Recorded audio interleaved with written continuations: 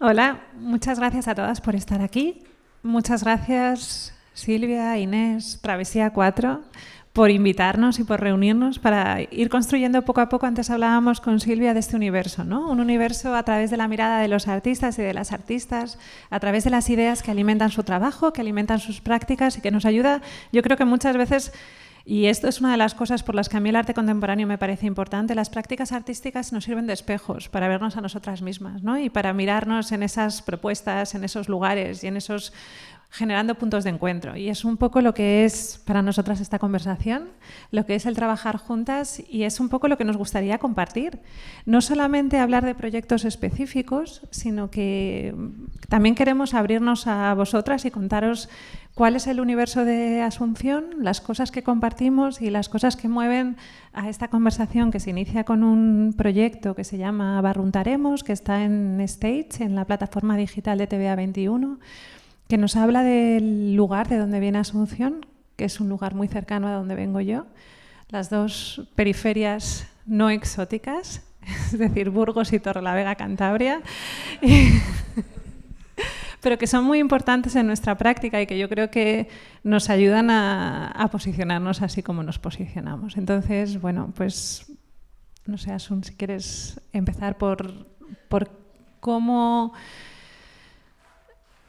O igual sí, como ha mencionado antes, se ha mencionado el pensamiento campesino, pero yo creo que voy a ir un poco más al origen, ¿no? A esas periferias. El otro día leía en la revista Afroféminas y hablaba de cuando dices dar voz o ser voz, la diferencia, ¿no? Cuando hablas respecto a una cultura y dices voy a dar voz a esta comunidad o voy a dar voz a este colectivo. Muchas veces das voz desde una posición de privilegio. En este caso, y yo creo que es lo que es realmente que hace interesante la práctica de Asunción, es que es voz, ¿no? Perteneces a un lugar que te da una serie de herramientas para producir un trabajo. Entonces me gustaría empezar desde ahí, de lo que es el sentido de pertenencia y cómo esa forma de habitar el mundo es una herramienta para construir un relato. Sí, bueno, pues nada, primero también sumarme a las gracias ahí para las chicas y por todo el apoyo de todos estos 10 años. Y bueno, también que es un apoyo como no solo como a mí como artista, pero a la comunidad a la que pertenezco, ¿no? Entonces, bueno, pues empezar diciendo que yo soy, aparte de artista y todas estas cosas, yo soy la chica Lambrosio, que soy la hija de Lambrosio, que es un labrador de Guzmán, que es un pueblo de 90 habitantes de Burgos, de una generación de labradores, mis hermanos también lo son, mis abuelos, y desde muy pequeña tenía esta idea muy clara de que nosotros pertenecemos a una cultura que está a punto de acabarse y que está ininterrumpida, que nosotros hemos sufrido de esta cosa llamada la Revolución Verde y que a partir de ahí hubo un éxodo rural grandísimo, que no hace falta que lo cuente aquí porque todos estáis familiarizados con esto, pero desde pequeña sí tomar conciencia de pertenecer a una cultura que está en riesgo, que no tenemos garantizado ese futuro, que no somos gente futurible, que somos gente que de repente hemos caído bajo este estigma de lo obsoleto, lo caduco, lo no moderno, lo que tiene que acabarse para que lo nuevo entre. Y a partir de ahí, de una manera como muy...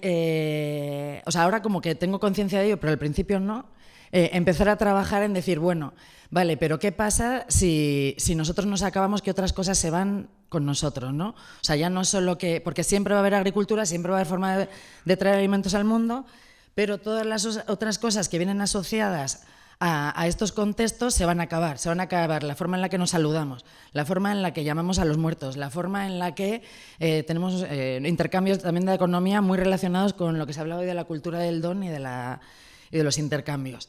Entonces, bueno, pues con esa preocupación de decir, vale, pues esto hay que contarlo. Quiero decir, la gente de fuera tiene que saber qué es lo que está ocurriendo en estos contextos, ¿no? O sea, un poco como por ahí. Y eso está conectado, o esos contextos también están conectados con lugares que están desplazados. Ayer, por ejemplo, tenía un grupo de estudiantes que venían al museo y me hablaban de la democratización de la cultura, ¿no? Como la cultura desde el museo se tiene que hacer accesible y se tiene que crear que la gente venga al museo.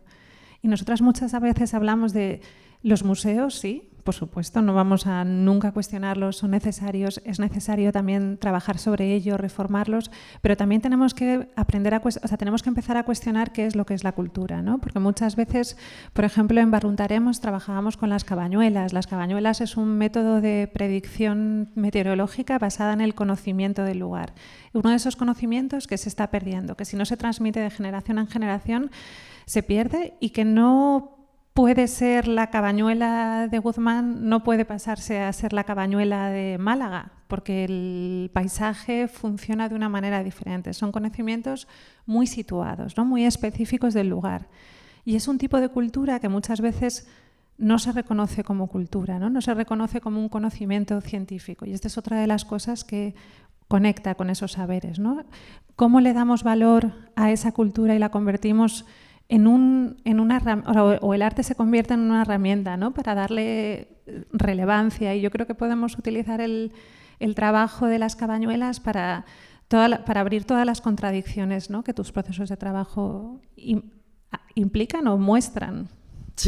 Sí, vamos, esa lucha de qué es lo que se reconoce como cultura y qué es lo que se queda al margen siempre ha estado ahí, ¿no? O sea, porque de hecho el tratamiento que yo de alguna manera doy a la agricultura, al labrador, es como un intelectual, como un productor de conocimientos, no solo como un productor de uva en un momento dado o de terneros o lo que sea, sino un constructor de mundos y de ideas y de habitabilidades. Entonces, muchas veces, como eso no se renderiza en algo reconocible como algo cultural, como puede ser una pintura, una partitura, una exposición, un algo, se queda como en ese tintero de lo invisible y de lo no reconocido. Entonces, digamos que ahí sí que me parece que el arte tiene una capacidad de renderizar cosas, ¿no? O sea, tú tienes la capacidad de repente, como artista o como agente cultural o como trabajador del conocimiento, acceder a esa referencia, a esa primera fuente de donde salen todas esas ideas, esos conocimientos, y de alguna manera hacer un trabajo de traducción cultural y en un momento dado convertirlo en un artefacto, ¿no? O sea, como de repente un botijo es un botijo cuando está en la bodega no sé qué, en cambio cuando forma parte de un tótem, de un ensamblaje escultórico dentro de una galería, adquiere otra relevancia y de repente es accesible a otros mundos y pasa de ser un objeto banal o un objeto chatarrero de alguna manera, a ser un objeto como exquisito que de repente a partir de ahí puedes entrar en ese trabajo, porque es muy interesante una palabra que salía hoy en las conversaciones de la mañana como la palabra de retribución, ¿no? Y este elemento que tiene el arte de retribución de dignidades. O sea, tú, por ejemplo, cuando trabajabas con culturas subalternas, que han sido machacadas, que han sido estigmatizadas, que han sido diabolizadas, que han sido etcétera, etcétera, etcétera, sí que tiene este efecto como sanador del arte, que en un momento dado en el que lo utilizas, lo instrumentalizas para retribuir dignidades, eso acaba afectando a las comunidades que son las originarias de la producción de este conocimiento base, ¿no? O de este conocimiento de primera instancia. Y y tu material de trabajo, y vuelvo ahí en insistir en la pertenencia, es la cultura que te rodea, ¿no? Muchas veces también eso es una de las cosas que es más chocante o que más remueve, ¿no? Yo diría de tu práctica, y es ver que los casos de estudio o esos temas que se trabaja son de la provincia de Burgos, ¿no? Que muchas veces nos es más fácil entender una cultura subalterna cuando estamos hablando de una geografía lejana o de una geografía a la que no pertenecemos, pero cuando estamos hablando del Estado y cuando estamos hablando de una práctica, o sea, un conocimiento cercano, eso también yo creo que es muy interesante, o sea, es un ejercicio muy importante, porque es precisamente el crear ese banco, ¿no? De saberes y de conocimientos, de visibilidad. Por ejemplo, el hecho de que las cabañuelas estuvieran en el Thyssen o se mostraran dentro del Thyssen hizo que ese episodio del Stage haya sido el más comentado en la prensa de todos los que hemos producido. De repente teníamos a toda la prensa de Castilla y León hablando de las cabañuelas y del trabajo de Asunción y de cómo eso había llegado al Thyssen, ¿no? Y era una cosa que dices, es increíble. Y pues, por ejemplo, a partir de ahí también hicimos el episodio dedicado a la sanidad pública en Castilla y León. Entonces, pues eso es ¿no? Nos abre la visión a algo que es muy cercano y que es muy importante. Sí, total. Ese es un ejemplo muy bueno, justo el de las cabañuelas, precisamente porque más que hablamos antes de lo de dar voz o ser voz y tal, o sea, yo creo que el reto está en conseguir orejas y oídos que escuchen. Entonces, de repente, Pedro Sanz es un pastor que si tú le conoces en la vida normal, nadie va a decir, wow, es una persona fascinante. Pero ¿qué pasa? Que lo renderizas en una obra de arte, en un vídeo que aparece en el teaser, no sé qué, y de repente ya hay oídos. Y de repente ya hay una posibilidad de escucha para que Pedro, que en otro contexto le hubiesen dicho, pues este hombre, pues, o sea, no se hubiese escuchado, de repente en ese constructo que es el artefacto artístico, que es un vídeo, que es una pieza, tienes los oídos porque es, o sea, es como deslocalizar las cosas, ¿no? O sea, sacar una cosa del contexto invisible y llevarla a la visibilidad del arte y acceder a todo eso. Entonces, ahí, cuando ocurren esas cosas, es cuando de repente dices, sí, esto funciona. O sea, las cosas están ocurriendo como tienen que ocurrir. Porque a partir de ahí también se provoca una curiosidad con respecto a eso, porque hubo de hecho un revuelo mediático que luego la gente o sea, no los del Meteosat en concreto, pero mucha gente como más cientifista empezó como a ponerse celoso de los cabañuelistas, porque luego ya no era solo Pedro, luego ya era Jorge, otro chico de 14 años de otro pueblo de Burgos también. Entonces de repente se creó un momento, a ver si estos tipos de repente les vamos a hacer demasiado caso y ya la gente no se va a meter en el AEMET a ver si aquí si llueve o no llueve, etcétera, etcétera. Entonces, pues sí, o sea, es un ejemplo justo eso de la deslocalización. O sea, de una de las cosas que a mí me interesa mucho el arte es como este efecto chicle y puente que tiene de transmutar y deslocalizar. Una cosa es encontrarte con un señor que te cuenta algo en un bar y otra cosa es encontrarte este señor en un vídeo que te lo cuenta pues en el Thyssen, con toda la ambientación del mundo mundial y ya todo el mundo estamos aquí, ahí, escuchando. Es serio, entonces es serio, ¿no? Y eso yo creo que también es, ¿no?, una de las grandes herramientas, uno de los grandes poderes que tenemos como trabajando en el contexto artístico, ¿no? El abrir esas ventanas a otras narrativas y abrir otras formas de pensar, como si en ese momento de repente dices, ¡ay! Pero esto también es posible, ¿no? Yo creo que eso es muy importante para darle una dignidad y una presencia y una situación. Y continuando un poco con el viaje, ¿no?, y con tu práctica, o sea, cuando vas desarrollando tu trabajo, normalmente y siguiendo un poco contra el desarrollo, ¿no?, cuando pensamos en una carrera sostenida y en una carrera natural, ¿no?, cuando la formación normalmente pasa por el centro de Europa, ¿no? Siempre te vas a un país, pues a Londres, yo me fui a Londres, o te vas a un país, pues Berlín, y siempre cruzas los Pirineos, ¿no? Como los Pirineos hacia Europa. En cambio, tu camino es, digamos que a la inversa, ¿no? Es un camino que va a cruzar el estrecho y que va hacia el norte de África y que vas a Egipto, que es esas vanguardias, o sea, esas lecturas o esos idiomas artísticos que muchas veces a pesar de que son muy cercanos y que culturalmente están muy enraizados, muchas veces no están tan presentes, ¿no?, en nuestra construcción del arte occidental. Ese viaje para ti, ¿qué supone y cómo transforma también tu práctica y cómo informa, ¿no?, esos saberes? A ver, el motivo un poco como principal inicial vuelve a ser la agricultura. O sea, yo quería ir a Egipto porque es uno de los países que tiene la historia agraria más larga, o sea, son más de 5.000 años de historia agraria. Y luego, claro, ese es como el punto de entrada, pero lo que encuentro allí es muchísimo mayor a todos los niveles, de hecho es como inagotable. Y a partir de ahí me empiezo a encontrar con un pensamiento crítico que yo no lo conocía en Madrid. Ahora sí lo tenemos, yo no sé si en ese momento o no estaba o yo no lo conocía, que tenía que ver mucho más con, por ejemplo, una de las primeras cosas con las que me enfrenté es con esta idea del artista paracaídas. Y yo, ¿qué es eso, un artista paracaídas? No, pues un artista que de repente llega a un país extranjero exótico, no sé qué, 3 meses, se hace un tema de acopio de materiales exóticos y luego se lo lleva y los pone en los centros como París, Berlín, no sé qué, no sé cuánto. Y nunca más vuelve por ahí. Y tal, y yo, joder, pues qué responsabilidad, yo no puedo ser un artista paracaídas, tal y cual. Bueno, que iban a ser 3 meses y fueron 3 años y luego otros 5 años en Oman, etcétera, etcétera. Entonces, como hubo muchos retos ahí también, porque de repente en esos lugares que no tienen este rollo vanguardista, para mí el pensamiento más rompedor y más transgresor, siempre lo digo, o sea, ha sido en los cafés del Cairo.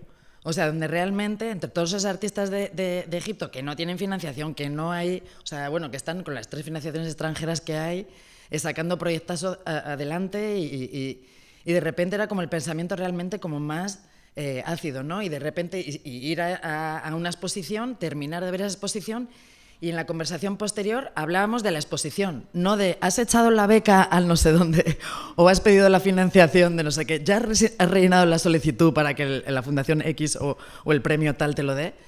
Entonces fue muy importantísimo. O sea, yo no sé, es fundamental. O sea, yo no podría haber hecho nada de lo que he hecho si no hubiese estado allí.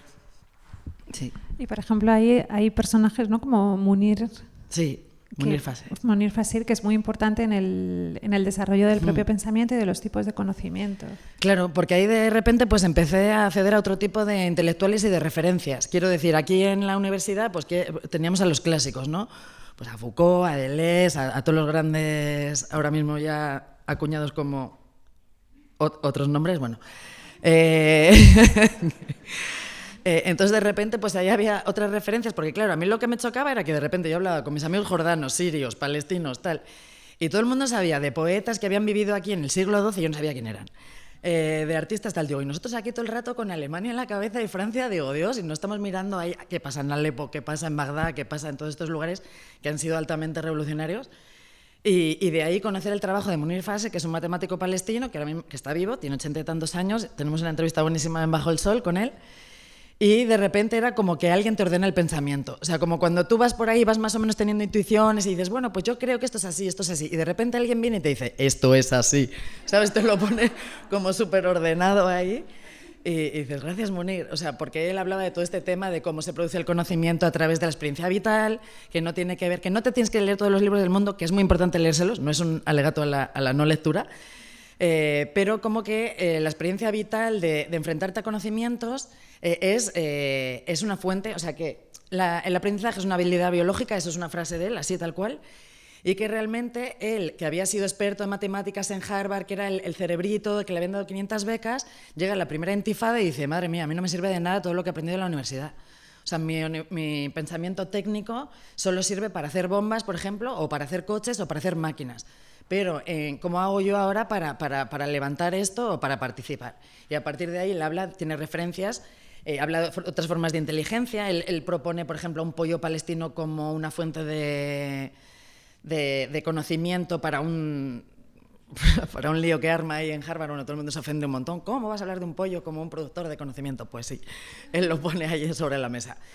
Y bueno, y así, ¿no? Y entonces él es como clave. Además que yo no lo conocía hasta mucho más tarde, fue como que enseguida decía, no, porque Munir. Y digo, bueno, pues ya, Munir llegó. Y en esas formas de producción de conocimiento, en ese rescatar, ¿no? Porque cuando hablas de referencias a poetas árabes que nosotros no conocemos, estás hablando de...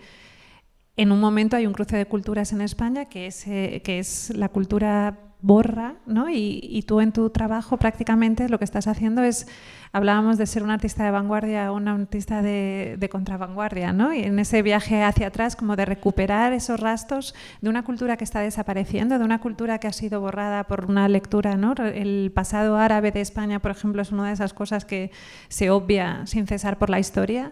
Entonces es casi ese ejercicio de, y antes hablaban de ser antropóloga, arqueóloga, de recuperar paso a paso, ¿no?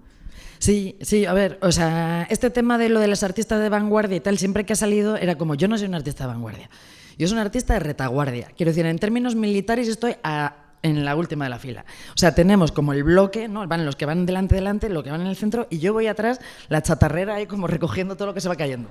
¿Sabes? Como, venga, esto no se puede caer, esto no se puede tirar, esto para adentro.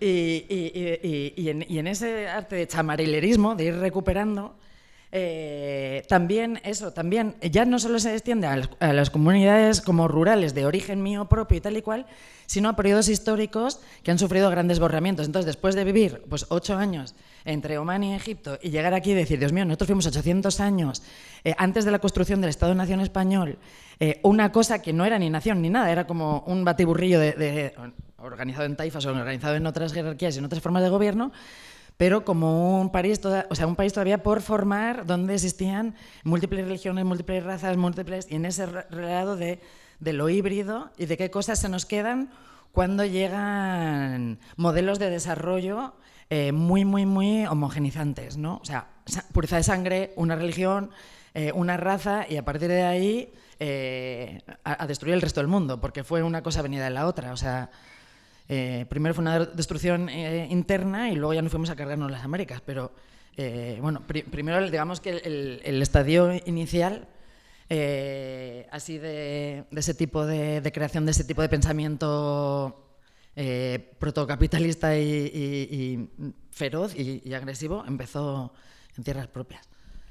Y eso, por ejemplo, yo siempre recuerdo cuando fuimos a presentar una película, nos fuimos a Dubái juntas y tú me decías, ¿no? Es que yo cuando llegué a Egipto me sentía que era como estar en casa. Dice, ¿no? Como de repente esa idea de pertenencia como que va más allá de un lugar concreto, sino de llegar a un lugar y sentirte bienvenido, ¿no? Y integrarlo en tu trabajo. Sí, sí, sí. O sea, eso ocurrió así por eso, porque tenemos como esa forma de ser como muy, muy, muy parecida, y luego también porque, o sea, los egipcios son como los mejores anfitriones del mundo mundial. O sea, era mi segunda noche en el Cairo y ya me habían invitado a una boda a las afueras del Cairo. O sea, era como que le pasaba a cualquiera. O sea, quiero decir que es que llegas y te dicen, ven para acá. O sea, es como que enseguida es una sociedad súper acogedora, pero que también con el vínculo con todo lo que es... O sea, a ver, Italia también fue un país árabe. Entonces, todos los países que tenemos como ese tipo de legado, hay una vinculación muy fácil. O sea, que si la quieres ver, si te quieres posicionar en otros sitios, cada uno es libre de sí, pero... Sí. No, por eso a mí me hace mucha gracia cuando veo a Pascal y le digo, es que eres Mustafa, tío, o sea, mírate la cara, o sea, quiero decir, ya Mustafa, raja, ¿sabes? ¿Dónde vas? O sea, quiero decir, con esta idea de lo contrario, si solo te tienes que... escupe en un papel, mándalo por favor en el laboratorio y que te hagan un análisis genético de dónde vienes. Y luego te montas tu campaña de política de país, porque si no, o sea... Tío... O sea... Perdón, esto no era el parte de la conversación. Sí. Es que, ¿qué más vamos a decir?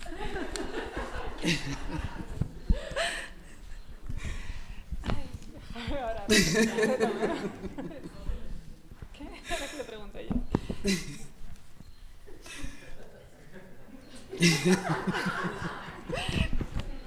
Que me queda en blanco, que no.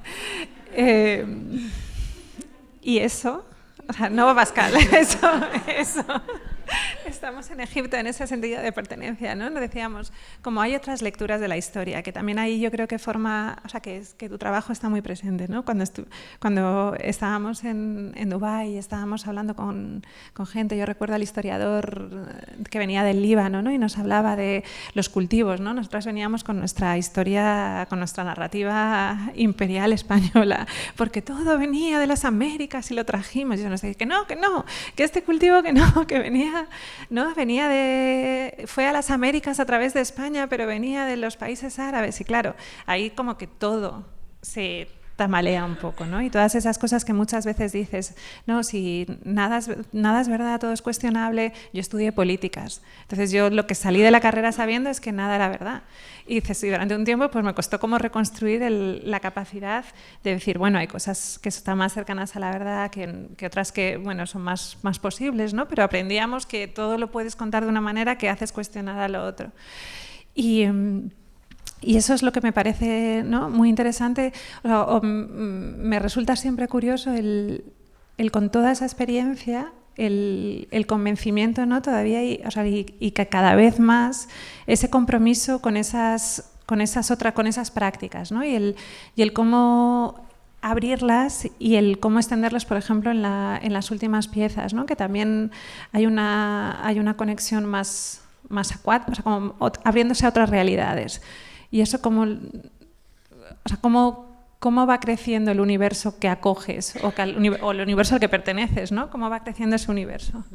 A ver, es un universo como cada vez más colectivo, cada vez trabajo como más personas, sobre todo en las investigaciones, que son investigaciones ya cada vez más compartidas, porque al final son preocupaciones que las comparten mucha gente. Entonces, ahora mismo una cosa que me gusta mucho hacer es como acompañamiento a otros artistas que se encuentran en investigaciones, de llevarles a conocer a gente o de hacer como intercambios de... sí, o sea, como de contactos, porque realmente O sea, yo creo que una de las cosas que, o sea, no sé si quiero que pase y lo estoy viendo y no está pasando, pero me lo estoy inventando, pero me da la sensación como que al final todas las personas que trabajan en todos los movimientos de reconocer otras formas de vidas alternativas a la... O sea, ¿no? Movimientos queer, movimientos LGBT, movimientos racializados, movimientos de cualquier tipo de vida que se quiera existir en el futuro, cada vez hay más encuentros en los que se retroalimentan. Quiero decir, yo muchas de las cosas que encuentro ahora mismo más beneficiosas son colaboraciones con otras gentes cada vez de pedigrís más bizarros, o sea, pues eso, desde investigadores como Charles, el historiador, hasta pues gente que está trabajando haciendo quesos o en cocinas o en restaurantes o en cualquier otra. Sí, pero vamos, yo creo o sea, que como que esos universos cada vez tienen que ser más colectivos, ¿no? El otro día cuando estábamos invitados a lo de la charla en relación a Picasso, ¿no? Con lo de Picasso sin título y todo esto, decíamos, bueno, es que yo no sé si en el futuro se van a hacer este tipo de celebraciones con artistas vivos a día de hoy, ¿no? O sea, que realmente de aquí a 100 años se celebren los 50 aniversarios de la muerte de Damien Hirst, por ejemplo. O sea, quiero decir, yo no sé si eso ha llegado ya realmente a un fin, porque ya no existe ese tipo como de artistas. O sea, como que los artistas tenemos nombres, existimos y todo eso, pero que como cada vez más formamos parte de un grupo mayor. O sea, y ya a nivel como cultural de disciplinas, pero a nivel también ya de preocupaciones en concreto, ¿no? O sea, donde de repente pues tienes... O sea, pues como los proyectos de serigrafías queer, ¿no? O sea, como todos estos proyectos colectivos donde cada vez tienes más agentes involucrados en llevar lo mismo a cabo. Que yo creo que es una transformación de todas las profesiones. O sea, sí, no sé. O sea, al final también, si lo piensas bien, es volver un poco al principio, ¿no? O sea, como que cuando estás en un contexto agrícola o estás en un contexto rural, ¿no? Cuando hay poca gente tienes que compartir y tienes que... O sea, realmente es el sistema neoliberal o es el sistema capitalista el que nos lleva al aislamiento, ¿no? Y lo hemos vivido en la pandemia. La pandemia es como el momento extremo en el que O sea, que yo había un momento de la pandemia que decía, pero esto va contra natura. Dices, lo lógico es que nos juntaran en familias grandes, ¿no? Antes los veranos los pasabas en familia grande, cuando había un problema todo el mundo se juntaba en una casa y las casas eran grandes y se compartían entre unidades familiares. Y ahora nos están pidiendo que nos convirtamos en un átomo. Dices, eso al final lo único que crea son estructuras en las que no hay relaciones y que la relación es lo que te da la fuerza, ¿no? Porque ese compartir conocimientos del que tú hablas, ese escuchar o esa escucha activa y ese construir juntas y crear un mensaje unido a través de diferentes movimientos, diferentes comunidades, luchas que en el fondo comparten una necesidad común, ¿no? Que es construir otros mundos posibles o otras realidades posibles, es necesario el diálogo, ¿no? Y el borrar de una historia, ¿no? Cuando dices en España se deja de reconocer que existe un pasado árabe, dices, ¿por qué? Sí, es riquísimo, ¿no? Si lo piensas bien, dices, convivir, el aprender de otras culturas, el aprender de otros contextos es lo que te da la riqueza y es lo que siempre en teoría, ¿no? Es lo que te hace crecer. Entonces, ¿cómo es posible que se genere un sistema en el que no tengan cabida otras prácticas o otras culturas, otras formas de ser y que nos vayamos separando poco a poco? Sí. Era un poco también lo que estaban contando ¿no? Sara y Ana en la charla antes de la comida. O sea, este tema de la porosidad y de cómo de repente todas las cosmovisiones como indígenas de los guaraníes, no sé qué, tienen ya que afectar de alguna vez a la blanquitud, pero ya urgente, o sea, quiero decir, sin tiempo de espera. Y que o sea, de alguna manera también la faena es que siempre hay que caminar con los caminos inversos. Es decir, bueno, pues vamos nosotros a la universidad, a ver si ya por fin nos hacéis caso, ¿no? O sea, en vez de decir, nos vamos a blanquear un ratito, o sea, nos vamos a meter aquí con las cuotas estas que se abrieron, no sé qué, a ver si ahora ya por estas nos atendéis un poquito. Entonces, o sea, ¿en qué momento va a haber, o sea, desde los grupos de privilegio de todas las características, una apertura más a contaminarse, a ser poroso y de repente a desintegrarse, porque es un poco lo que toca. Y que ese pensamiento campesino es poroso, ¿no? O sea, como que parte de un lugar que sin asumir el encuentro, ¿no? Y es poroso, es más que humano, es... Claro, porque no es estanco, o sea, porque tú sacas una conclusión adelante, tú sacas una conclusión sobre un tema y si hay una cosa que te demuestra que eso no es cierto, no pasa nada, tú puedes aceptar eso, no tienes que defenderte de eso como es un error, me he equivocado. Quiero decir, en todas las conclusiones que se sacan dentro del pensamiento campesino sobre lo que sea, puede ser cómo se trabaja un cultivo o cómo se tiene una relación de familia o cómo se construye una casa, como es una cosa que está en continuo cambio, tú no tienes miedo a errar porque no existe el error. El error es una circunstancia que te hace virar y que te hace mutar. Y eso es todo. O sea, entonces, al ser flexible, al ser poroso, al ser vivo y en continuo cambio, va a poder aceptar todas las irregularidades y todas las cosas que se vengan. Por eso las formas de hacer y de estar en contacto directo con la intemperie o con la tierra, las cosas que estaban también contando Sara y Ana en la mañana, son vitales, ¿no? Porque precisamente tienes más capacidad de respuesta ante eso que cuando realmente crees en una estabilidad de lo que hablaban antes, que eran los mundos estos no siliconados, pero eran algo parecido. Chicas, ¿dónde queda la palabra? Pues sí. Y también otro tipo, y yo estoy aquí con mis reivindicaciones, y también otro tipo de sensibilidades, ¿no? El asumir que, porque también esa construcción de un conocimiento elevado, un conocimiento no elevado, ¿no? El crear las clases de conocimiento que muchas veces responden también a clases sociales, y esa es una de las grandes... yo creo que uno de los grandes retos que tiene la construcción de un nuevo relato es el asumir que no hay una clase única, ¿no? Se ha construido una clase media a la que pertenece todo el mundo y entonces eso anula muchas posibilidades de reconocer otros tipos de clases. Y eso pasa también, ¿no? con la vida en el mundo rural. Cuando vas al mundo rural, yo he vivido 3 años en Extremadura, en La Vera, y cuando fuimos nos decía, pero ¿cómo podéis venir de Barcelona aquí? ¿No? Es como, la primera pregunta era, ¿y tú de quién eres? ¿Qué es esto de yo soy de...? No, yo no soy de nadie. Y te decían, ¿pero tu padre te ha dejado? Y yo, mi padre no le he preguntado, espera. Pero es cierto que o sea, has conseguido el desarrollo, has conseguido el ir hacia el centro de Europa. ¿Cómo te vas a volver a un pueblo pequeño, en una zona rural, que lo que nosotros queremos es que nuestras hijas salgan del pueblo? Y dices, pues precisamente para aprender, ¿no? O para ver otras realidades posibles y a partir de ahí construir un discurso que pueda ser trasladado, que también es...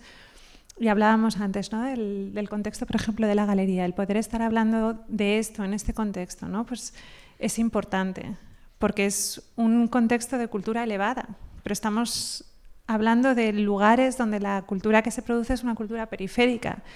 Y no es que sea menor, sino es periférica y no tiene tanto reconocimiento ni es tan escuchada, ¿no? Entonces, para nosotras, por ejemplo, el poder hacer a través de nuestras prácticas este traslado, el decir, bueno, pues...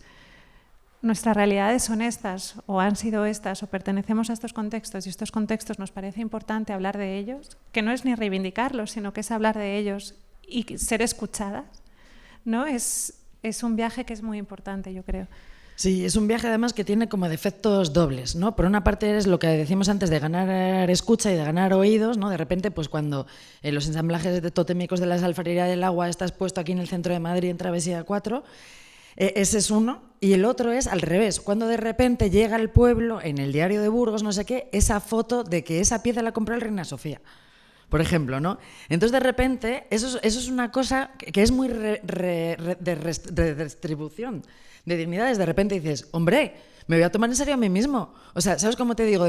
O sea, cuando ya haces el viaje del revés, que es de Barcelona al pueblo y todo el mundo, porque hay una parte muy triste que es de haber asumido que realmente estás en la derrota. Entonces, ¿cómo decir? Bueno, pues no estoy derrotado. O sea, quiero decir, porque mira lo que está pasando, lo que yo tengo valor, y lo están diciendo ellos, los otros, está viniendo aquí en el periódico local, lo está diciendo tal institución, es una cosa de ida y de vuelta. O sea, no solo de ganar escucha aquí en la urba y no sé qué, no sé cuánto, sino que ese reconocimiento que ocurre aquí es agua de riego para allá, y riega las dignidades de ahí de decir, pues nosotros valemos. ¿Sabes? Una cosa como de empoderamiento directo, porque no es empoderamiento de una ONG que va, venga, tú vales, ¿sabes? Sino que de repente las consecuencias del trabajo de la práctica artista de una persona en concreto o de un grupo, de una tiene efecto sobre una comunidad y tiene un efecto redentor, que eso es muy poderoso, que también hace el arte. Sí, con Pedro, por ejemplo, era un caso muy claro, ¿no? O sea, como desde ahí sí que intentamos también, evitando esto del artista paracaidista, ¿no? Intentamos hacer o construir un marco justo, entonces pues hubo un contrato de producción que hubo que explicárselo a Pedro, ¿no? También un reconocimiento, porque también hablábamos de cómo se reconocen ese tipo de labores, ¿no? O sea, que muchas veces Pedro ha salido en muchísimos telediarios, ha salido en muchos programas y hablábamos, pues se les da un paraguas, le da una cosa, pero dices, el tener un contrato, el que ese contrato tenga una retribución, tenga unos honorarios, ¿no? Es el reconocer un trabajo y el hacerlo de la misma manera que se le podría reconocer a un artista. Sí. Y eso fue una cosa que yo, por ejemplo, fue una reivindicación muy clara como una forma de trabajar tuya y que es importante también el ponerlo sobre la mesa. Sí, eso es una cosa importante también. Eso, o sea, quiero decir, vale, estamos hablando de conocimiento, estamos hablando de jerarquías de poder y es como, vale, si tú invitas a un académico a dar una charla, le pagas un fee, ¿no? Entonces, si traes a un pastor, no le pagas o le traes un tal.